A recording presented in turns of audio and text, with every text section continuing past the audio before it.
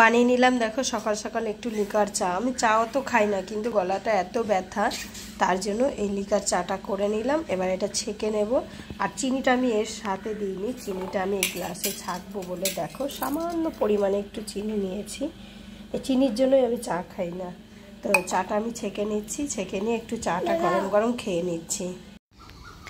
এদিকে আমি দেখো চাপিয়ে দিয়েছি, এখানে আলু আর পেঁপে ভেজে নিচ্ছি, আর এইদিকে পেঁয়াজ কুচি আর রসুন ছুলে নিয়েছি। তার মানে আজকে রান্না করব মাটন।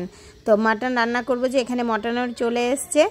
এখানে যে মানে প্রথমে প্যাকেটটা খোলা হচ্ছে, এটা হচ্ছে চিকেন, এটা হচ্ছে আমাদের জেরির জন্য, আর আমাদের জন্য আছে মাটন। তো মাটনটাও দেখে নাও, অনেকটা পরিমাণেই মাটন এখানে আছে।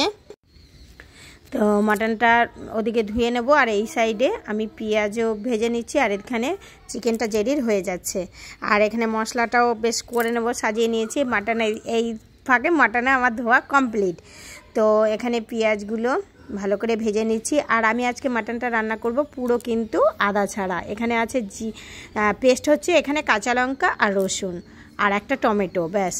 আর এখানে কিন্তু আর কোনো পেস্ট নেই। এবার মশলাটা একটু কষিয়ে নিচ্ছি। একটু কষানোর পরে এখন আমি দিয়ে দেব এতে সামান্য পরিমাণে একটু লঙ্কা গুঁড়ো, আর পরিমাণ মতো হলুদ গুঁড়ো, আর জিরে গুঁড়ো, আর ধনে গুঁড়ো, ব্যাস। এবার এটা নুন দেওয়ার পরে এবার ভালো করে মিশিয়ে নিচ্ছি। ভালো করে মেশানোর পরে আর এটা হয়ে যাবে, মশলাটা পুরো কষানো হয়ে যাবে, মানে মশলাটা পুরো কষিয়ে নিচ্ছি।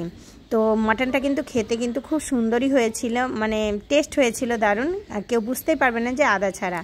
এবার মাটনগুলো ভালো করে ধুয়ে রেখেছিলাম, দিয়ে দিলাম। তো কড়াইটা একটু কি বলো তো ছোট হয়ে গেছে মনে হচ্ছে, মাটনের মানে নাড়াচ্ছি যে আমি, মানে নাড়াতে খুব কষ্ট হয়েছে। তো এইভাবে করে নিলাম। মাটন তরকারি রেডি। মটনটা হওয়ার পরে আর কিচ্ছু তোমাদের সাথে শেয়ার করা হয়নি, বললাম না শরীরটা খারাপ। তো আমি একটু ভাবলাম যে একটু ঘুরে আসি, তো চলে গেলাম। আমরা সবাই চলে যাচ্ছি। দেখো এখানে আওয়াজ দেওয়া যাবে না, এখানে এসছে যে ভাই জামাইবাবুরা সবাইরা আছে। তো সবাই আমাদের মানে গাড়িতে আমি ছিলাম ভাইয়ের। তো আমরা দেখো চলে এসেছি। কোথায় এসেছি? আমরা হারিয়ে গেছি, মানে কি বলো তো, জামাইবাবুদের একটা গাড়ি আছে, তো দিদিদের ওরা সবাইরা আছে। তো ওখানে কি হয়েছে, ওরা চলে গেছে এক জায়গায়, আমরা চলে এসেছি এক জায়গায়।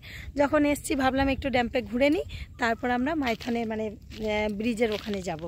তো জায়গাটা এত সুন্দর, আমি একটু তোমাদেরকে দেখাচ্ছি, মানে এত ভালো লাগছে জায়গাটা দেখতে, খুব সুন্দর। দেখো শুধু চারিদিকটা, এই দেখো,